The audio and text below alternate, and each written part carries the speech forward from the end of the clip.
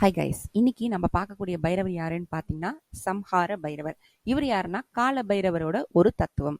இவரு நமக்கு என்ன பண்ணுவாரு, இவரை நம்ம கும்பிட்டா என்ன நடக்கும் அப்படின்னு பார்த்தீங்கன்னா, இப்போ ஒரு நபரோட வாழ்க்கையில கர்மானால வரக்கூடிய பழி, தவறு, மனக்கசப்பு, நெகட்டிவிட்டி இப்படிலாம் சொல்றாங்க இல்லைங்களா, அது எல்லாத்தையும் சம்ஹாரம் செய்யக்கூடிய பைரவர் இந்த சம்ஹார பைரவர்.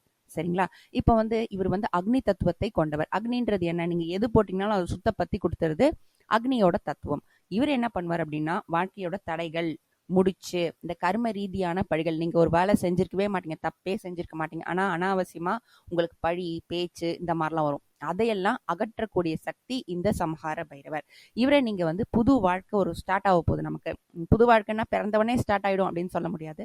நீங்க ஒரு வாழ்க்கை வாழ்ந்திருப்பீங்க, அதுக்கப்புறம் நான் ஃப்ரெஷ்ஷா இனிமேல் இறைவனுக்காக நல்லபடியா நான் வாழணும் அப்படின்னு நீங்க நினைச்சீங்கன்னா, அந்த நேரத்துல இந்த சம்ஹார பைரவர் உங்களுக்கு உதவுவார் அப்படின்னு சொல்றாங்க.